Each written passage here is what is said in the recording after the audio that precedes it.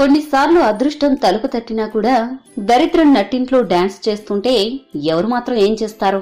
అయ్యో అప్పుడు అలా జరిగి ఉంటే ఎంత బాగుండు అని నిట్టూరుస్తూ బాధపడుతుంటారు. ఇప్పుడు అలానే తయారైంది తమిళ ఇండస్ట్రీలో మంచి హీరోయిన్ గా గుర్తింపు పొందిన పార్వతీ నాయర్ పరిస్థితి. అర్జున్ రెడ్డి సినిమా తెలుగులో ఎంత పెద్ద హిట్ అయిందో అందరికీ తెలిసిందే.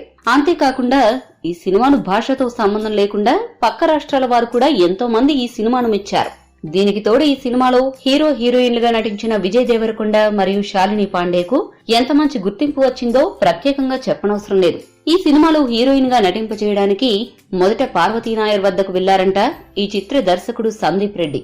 అయితే ఈ కథను విన్న పార్వతీ నాయర్ సినిమాలో ముద్దు సీన్లు ఎక్కువగా ఉన్నాయని, కొన్ని సీన్లు మరీ ఎబ్బెట్టుగా ఉన్నాయని, సినిమా కథ కూడా చాలా మామూలుగా ఉందని, వీటికి తోడు హీరోతో పాటు దర్శకుడు కొత్తవాడు కావడంతో ఈ సినిమా అవకాశాన్ని తిరస్కరించిందట.